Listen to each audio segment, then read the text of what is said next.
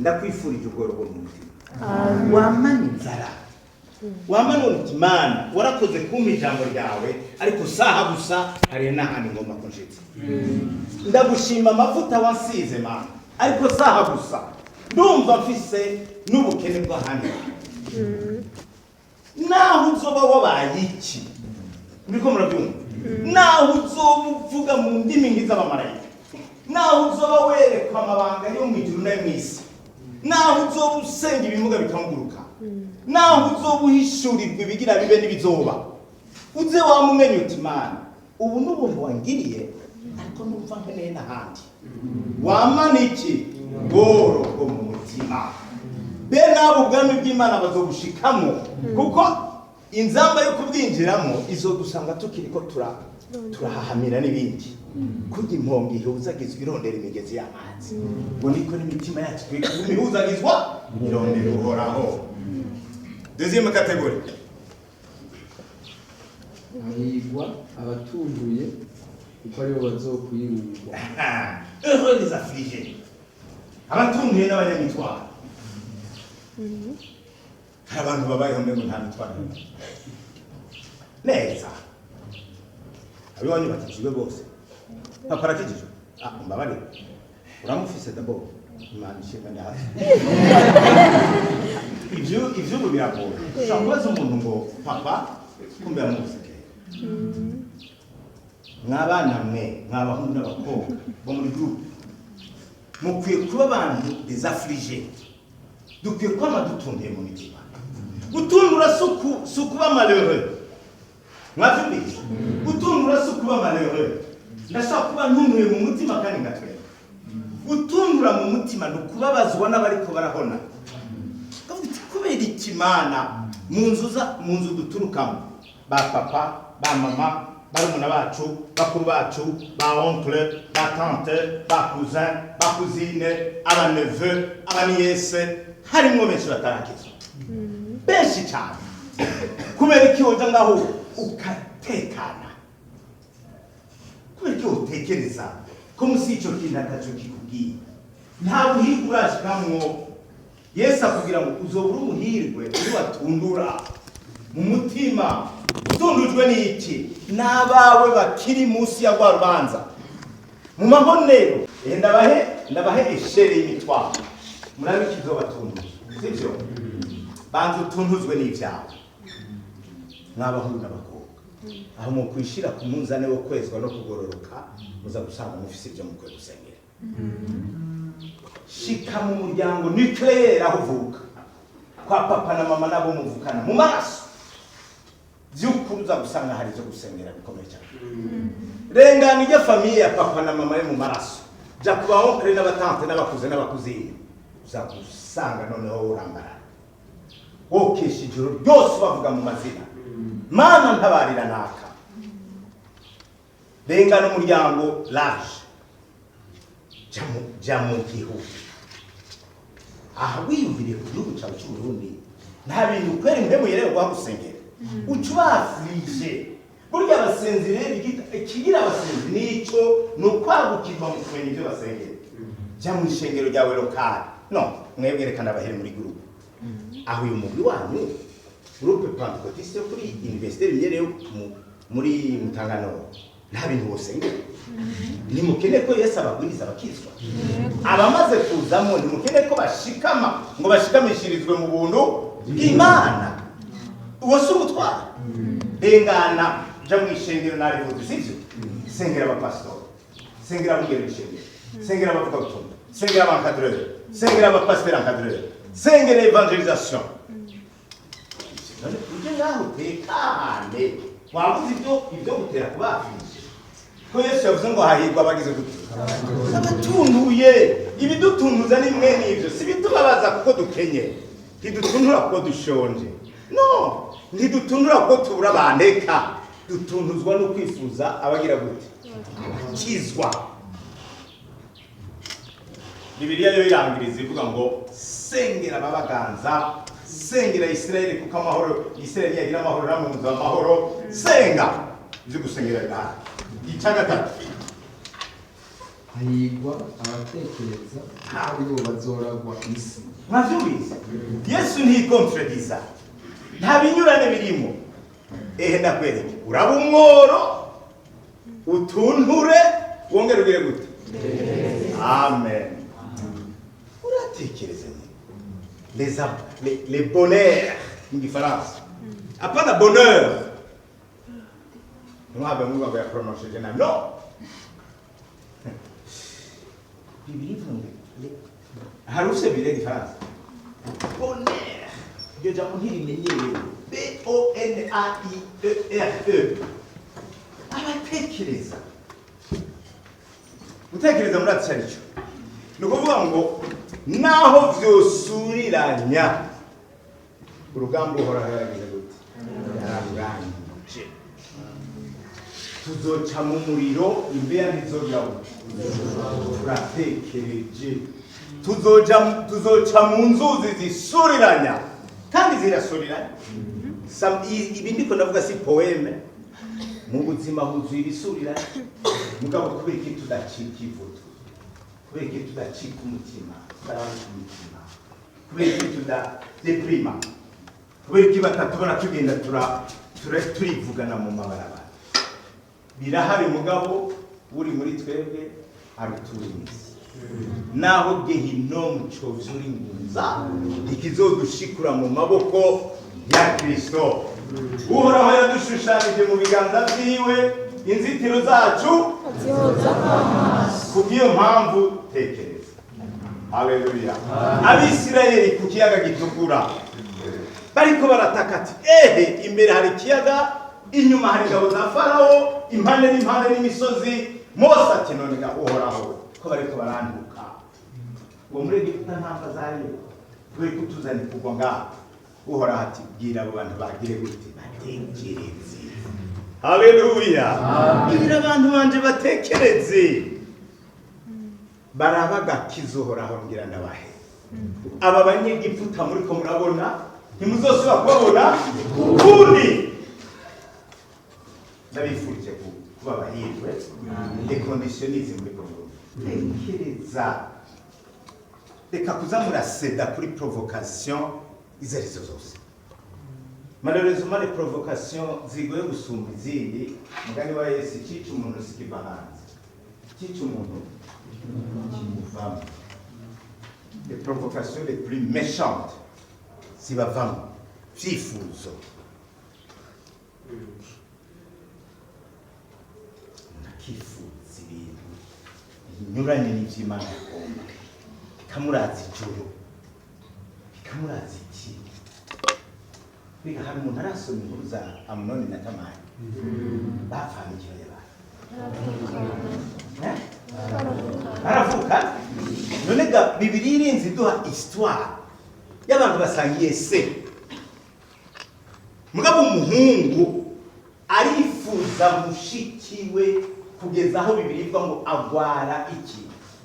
indwara ngo yagenda ashira iki nwera nk'umuntu yagoye sida cyangwa yagoye igituntu aronda baramugura iyo bamuhowe ikiriko kimwica kivuye hehe muriwe arabura itiro apetira hera aronda kubera icyifuzo. Kandi ntimwibaze ngo Bibiliya yaduhaye une histoire drôle yaduhaye akarero gashobora gushikirwa neza. Ashobora kutaba mushikawe akaba mwene so atabaye mwene so akaba umupagani sinzi icuzo wamugomwe sinzi icuzo wamushimye mugabo uyu mururazi uyu mugera witwa kwifuza karamukutanguye gukorera mu ngingo z'umubiri wawe urashira ubuzima bwose. Icambere naho utokonda ngo babone wonze spirituel mabuza kubona ko wagiye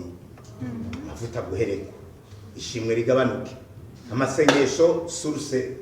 y'uyugare kubera iki wahaye ikibanza ivyifuzo. Kura mu nzira rero rumwe n'ivyo aragwara kugezaho abahanuzi babi mbere urinda uhera kweye kenda kurangira ingene umurongo mbega mu nyuma yaramurose cyangwa ntiyamuronse imana ibagendera Amunoni anabwira abakobwa Yesu abarinde ba Amunoni hahirwa bagira gute mwari muzi ko hatekereza mu maso gusa kana kubirenge hatekereza imbere n'inyuma hatekereza nimba mukuze muri gushobora tegeka izo ngingo z'imibiri yanyu zitekereza kuko nimba zidatekereje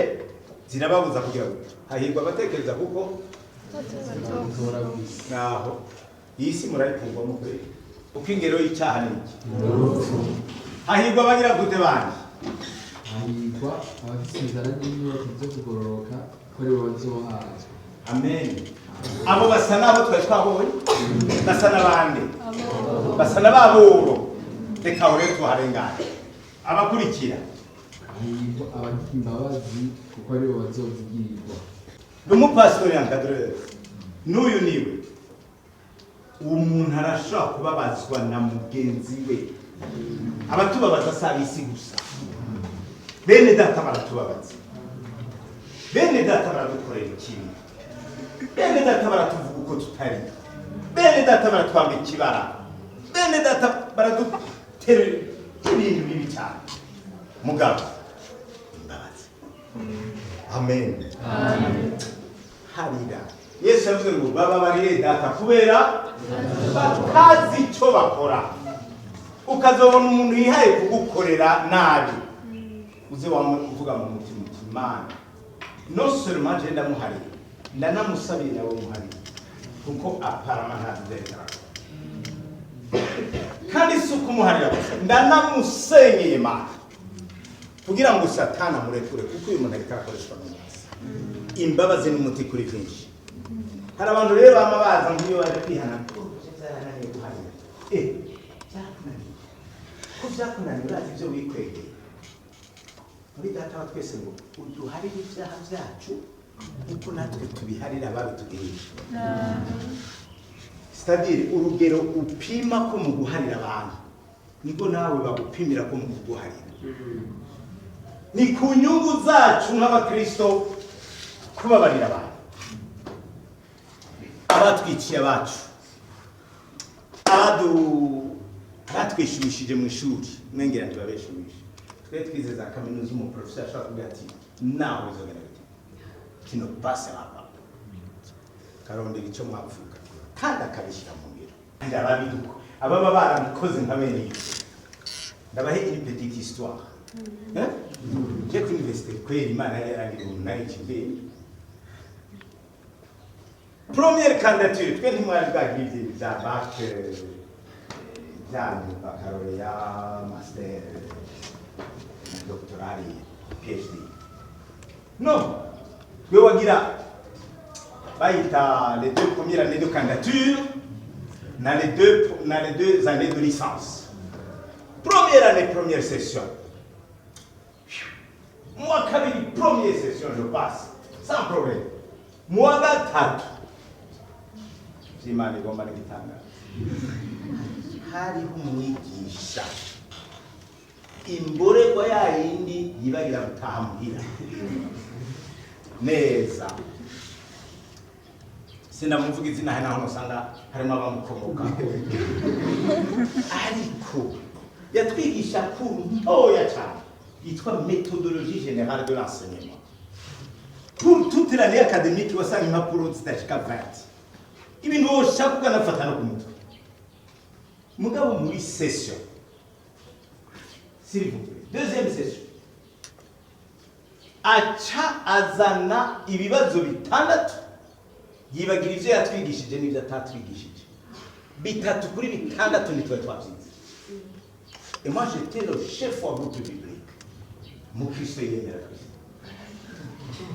jambaza mu professeur supérieur en pleine session jambariza n'abandi mais monsieur le professeur ubishitse umwigisha akazana ikibazo mutize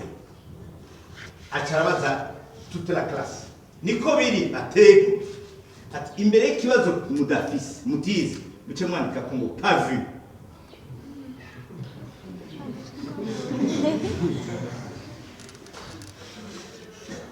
bwa Kristo bwacu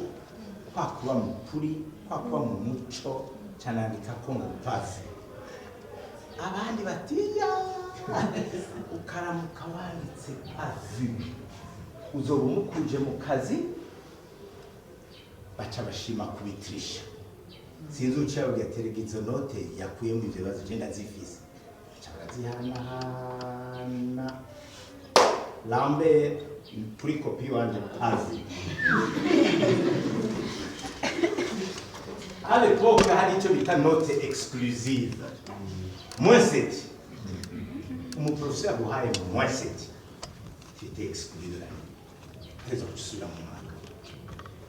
acankubita 6/20 abandi bigisha ba kaminuza bose harimo ministre Rukinga Kingirama muraza les grands professeurs d'université bakeye bati ntibishoboka ko Lambert yeshuwa hamagara umuprofesseur aje muri délibération acha yakakuza muri délibération baramurondera baramubura kandi muri délibération ku université sinzi nkizi privé nta muntu adelibera kuri adatanga igana kina ni umwaka cyasubira mu mwaka première licence mwaka wa gatatu université kubera gakuru kamwe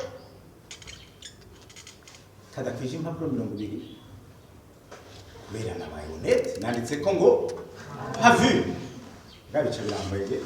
mugabo ngira nababwira ivyiza byavuyemo haleluya amen nimuze mubire ngo mutunze n'ibibashikiye kubakunda Imana Romains 8:28 yavuga kuko byose bifataniriza hamwe kubazanira abakunda Imana bahamagaye nk'uko data yabigabiye Romains 8:28 yego haso baravuga ngo kandi turazi yuko kubakunda Imana byose bifatanyiriza hamwe kubazanira ibyiza abahamagawe nk'uko yabigabiye amen ngenda babwira ibyiza bibiri byavuyemo muri iyo shenge yanjye bikomeye cyane icyambere groupe biblique universitaire nta muntu ari muri année terminale yayirongora ushitse muri deuxième licence c'est-à-dire mwaka wa nyuma ubasha kuba president wa groupe jena nganje mu wanyu bace bambulokera mu kangara mu gatatu mwe muri ko muharuye imyaka yanyu université yacu ya marine chamba president wa groupe biblique aba professeur bacanga ati Lambert tu n'es pas obligé kuzosubira gukora ibibazo wari warosemo amanota arenga plus de 12 soit uremera gukora ikibazo cyangwa tuguhera note muri mwingene bari bampunze cyandongora groupe biblique ni à l'aise ata souci y'ivyigwa mfise atatigwa ngo nzeshua ahubwo nacengira objectif ya distinction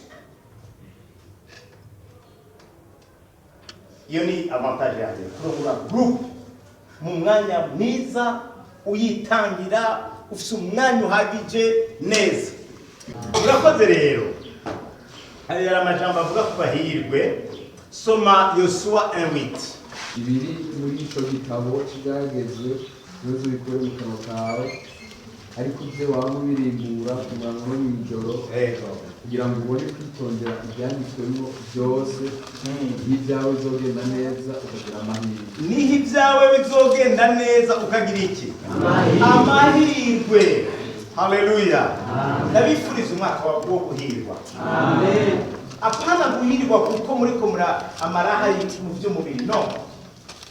amahirwe mu byo bw'intema ya Yesu ariko aratubwira mubaheje kutubwira indi sokre kuba umuhirwe nuko amajambo yose ari mu ijambo ry'Imana uwo yaribura ku murango no mw'ijoro iki gitabo gitanga ubwenge uko umenya amajambo y'Imana ni kugira ubwenge buzogushoboza guhagarara udatsindwa n'ubugunge bwa Satani mugabo aya majambo ni iri jambo ni yakubera itara rimurikira ibirenge byawe ukarimedita ku murango no mw'ijoro ngo niho ibyawe bizogenda neza ukagira amahirwe Imana ibaheza kwita ijambo rikurikira icyo dusa n'abangiriza 1 Jean chapitre 2 12 à 14 bana bato ubwo ibyaha byanyu mwabihariwe kubw'izina ry'iwe aba n'abantu bari bahiriwe kugeza aho ijambo ry'Imana ribandikira bavyumvise mwumva abantu vrema Imana yabwiye Yohana nyandikirira bariya bantu kuko mu nyonga zanje n'abahigwe bakomeye cyane ngo ndabandikiye bana bato kubera izina ryiwe ndabandikiye hasi yego ko mwamenye wahereye ubwa mbere nawe yego cyane ndabandikiye misore yego ko mwanesheje wa mubi vrema abasore muti amen amen kabisa narabandikiye bana bato ko muzi data wa twese narabandikiye basi aho hacaba repetition shakureke okay subiramwo yasubiremo ayo majambo 12 ndabandikiye bana bato ubu rero ndabandikiye banyeshuye muri groupe yo kuri Mutangano kuko ibyaha byanyu mwabihariwe kubw'izina ryiwe muti amen amen mwabihariwe kwe yego amen sawa ndabandikiye basi kuko mwamenye uwahereye ubwa mbere na mbere amen ndabandikiye misore n'inkumi kuko mwanesheje wa mubi amen aha rero abahirwe barangwa n'ibintu bine abahirwe icyambere ko bahariwe ibyaha byabo kubw'izina ryanjye kabisa ariyo korasi bahora nitegeza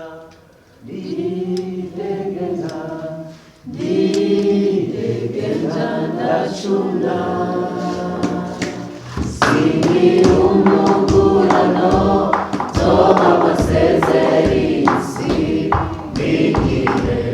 n'ijuru kwa data yidegereza parapora kwa kucana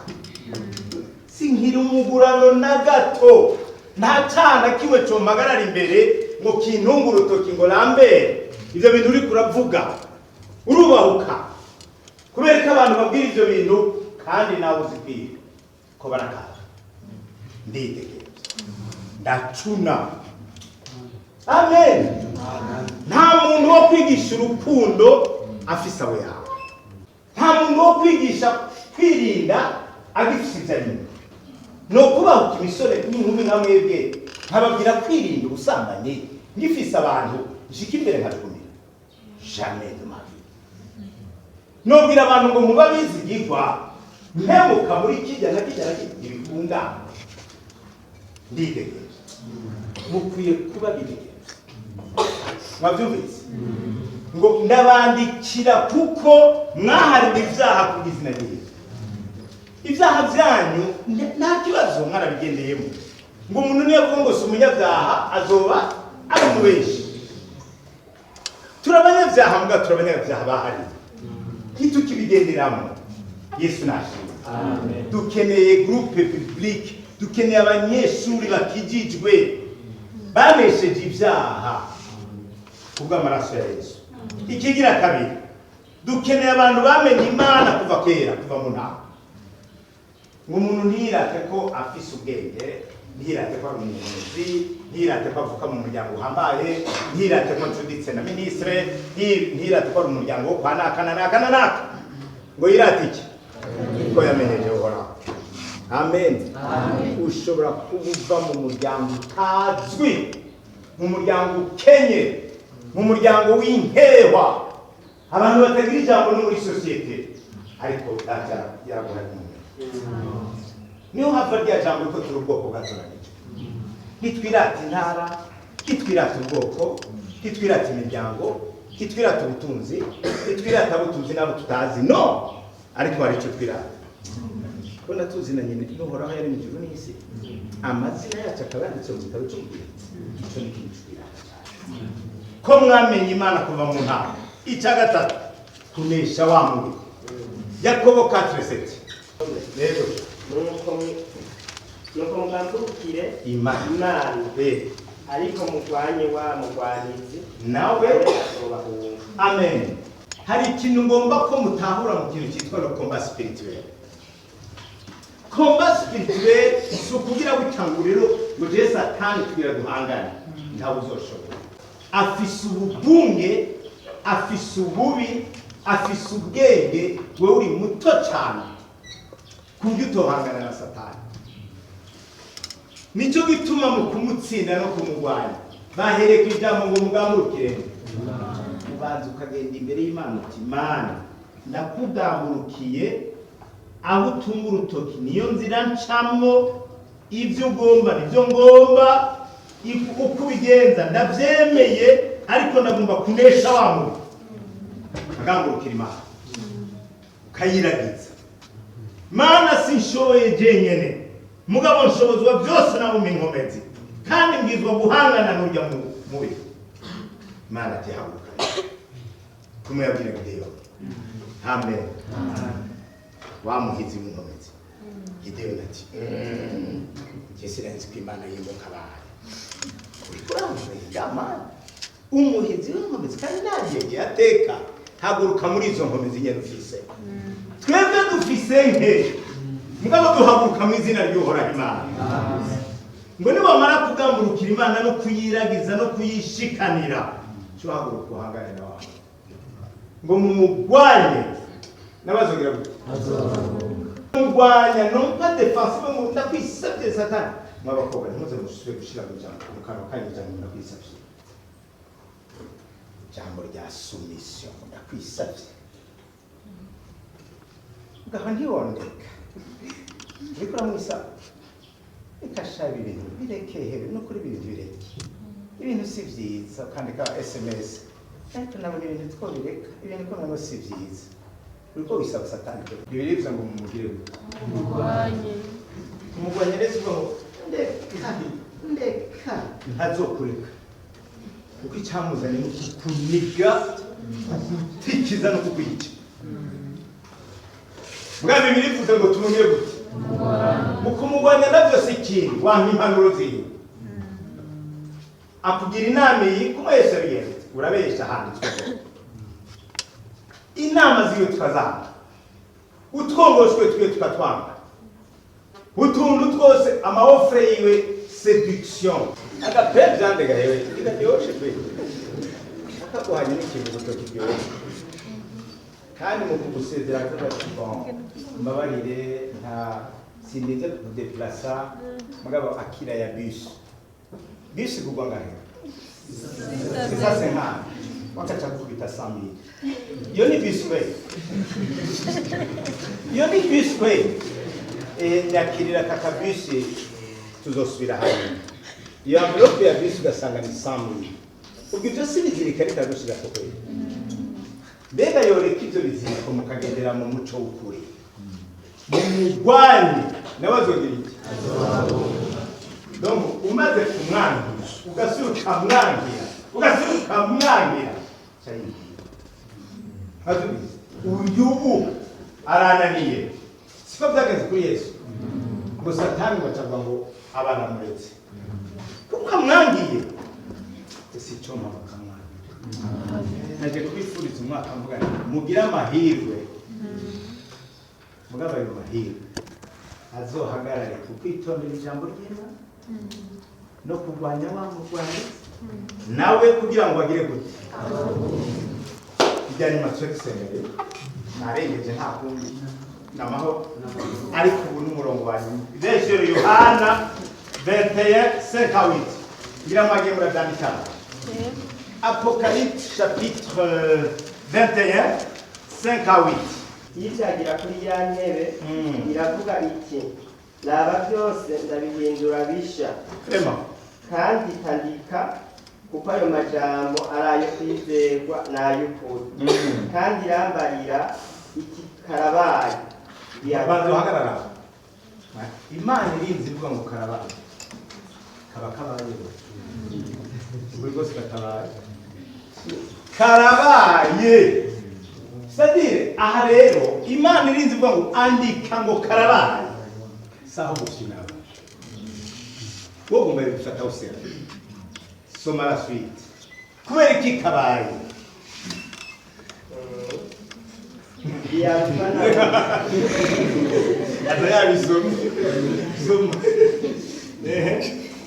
Alfa Omega itanguriro n'iherezo amen ufise inyota nzonka kunywa ku isoko y'amazi y'ubugingo amen vraiment unesha azoragwa ivyo nanje nzoba imana yiwe nawe azoba umwana wanje. Turagarukiya nimugire inyota muze mwinywere ku mazi y'ubugingo kuruta utazoja kunywa kuri ayo mazi karabaye unesha azoragwa ivyo nuvuga ngo uzoragwa ayo mahirwe uzoragwa ivyasezeranywe uzoragwa uwo mugisha mugabo uzobanza kugira kunesha ubanza unywa amazi ushira inyota urwanye wa murwanizi aguhunge uhagarare mu banesha mwebwe tubonana gake kandi Imana ishimwe mwe ntimuri mu basengera ku misiyoni ngo duhore turiko turabihanisha ariko ndabifuje kunesha. Amen. Umunsi kugendera mu vyaha hariho uburyo bwo kuba mukomezi. Umukristo si uwihana kenshi, umukristo si uwamarika rihana, umukristo ni uwihanira guheba ico wihanira ukagira ukazoshingira n'intabanga uti muzi n'amakuru